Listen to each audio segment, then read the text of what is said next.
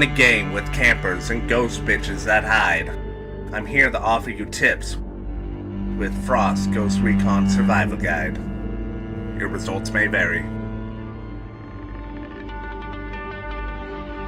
Yo, what up guys, Frost Ghost here, and welcome to Frost Declassified Ghost Recon Survival Guide. Today we're going to be talking about two things. The first thing we're going to be talking about is the weapons and the first three attachments you should unlock for them. So today we'll be talking about the Rifleman class and the first three attachments. Let's get into this. So with the American side, Team Ghost, you're going to be unlocking the ACR, and that's the first weapon you get. With that, you're going to want to put on a bipod grip, you're going to want to put on the undergas system, and you're going to want to put on a fixed stock.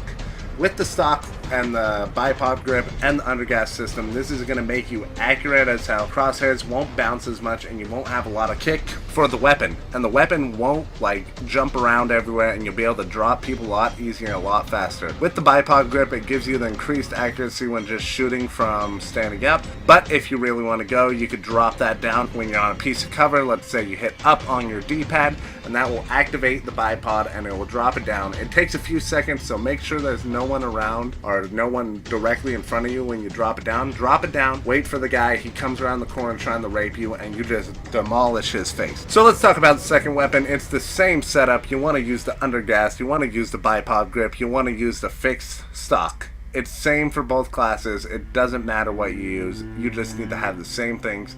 This will make both guns very accurate and very effective and very awesome for you to use. You'll soon realize this. With the class 2, you get a secondary weapon. Just use the pistol. You rarely switch to your pistol because you rarely need to use it. For these classes though, for the grenade, you can use a frag, but I recommend the EMP. Make sure friendlies aren't around because the EMP will affect you and friendlies. The EMP basically makes it into hardcore. You don't get a minimap, you don't get all your intel, like all the stuff popping up. All that will disappear with an EMP grenade. This is great for clearing out a building. Let's say they're throwing sensors at you all game. You throw EMPs down and it will disable any sensors in the area that your EMP grenades. So definitely look for those sensor markers showing up and then just throw your EMP grenade right at it and they won't even stand a chance. For your equipment, you're going to start with a 360-degree sweeping camera. Basically what this does is any enemies that will get near that camera will be detected on your minimap. So definitely keep your eyes on a minimap if you have a teammate putting down the camera. But what I like to do is at level 8 you will unlock a med kit. I would recommend putting that on immediately instead of the camera. This will let you pick up your teammates if they go down by not a headshot. If they're laying on the ground, they hit the button to say, hey, pick me up bro, come on, help me out. Then you pick them up and you help them out and you actually get it, and it lets you actually pick up your teammates even faster than usual. So right now I'm going to get into the second part of this video, and we're going to talk about how to do cover the cover movement and how to do it effectively, and how to basically just move around the map really effective and make it like boss life and make you like good at this game, because eventually people are going to get better at this game. People will get good at cover the cover. People will get good at this game. They will demolish you if you don't start getting these tips down now. So with cover the cover, there's a little feature. Basically what happens is, let's say you're on one piece of cover.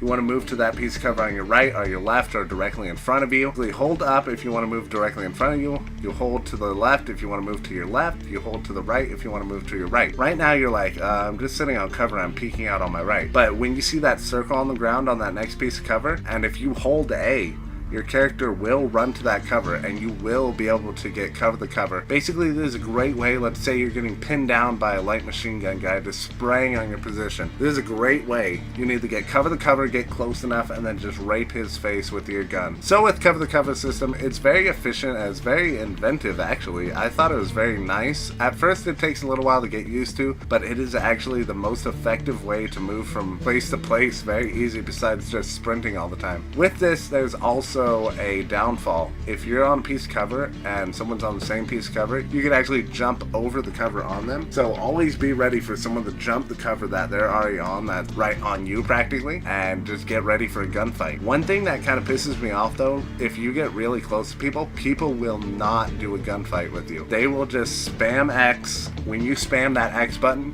Basically, if you're close enough, it will do a close quarters assassination, which is the most annoying thing ever when you get hit by it like all the time by a game. You run around a corner because you're not paying attention because you're trying to get to the objective because it's about to disappear, and then some guy just runs up on you and then just hits X and then assassinates you, and you get really pissed off really fast, and it's just annoying. Also, with the cover system, we need to talk about crouching and laying down and what that actually does and help. With the crouching, it will increase your accuracy even more. With laying down on your stomach, your accuracy, it literally won't kick up that much unless you're shooting like all the way across map. It's like when you lay down, it's like you have your bipod grip out already, and it's pretty awesome. With laying down though, you could do this while standing up. You could dive into a lay down like a barrel roll left or right. Basically what you're going to do is you're going to be standing straight up, you're going to go directly left, and then hold B, and your guy will dive to the left. If you do it to the right, he'll do the same thing, but to the right. If you're sprinting and you hit B, your guy will do a knee slide directly to a piece of cover. I actually have a move that I like to do now and again where I will be sprinting a piece of cover, some guy's shooting at me, and then I hit B, lay down behind the cover, but he can't hit me because he's on a farther piece of cover that won't let him see over it. So this is an easy way to get to cover the cover and an easy way to dominate some people too. With this, I have a tip for corners hanging on a piece of cover while laying down and not actually on cover. When laying down on the cover,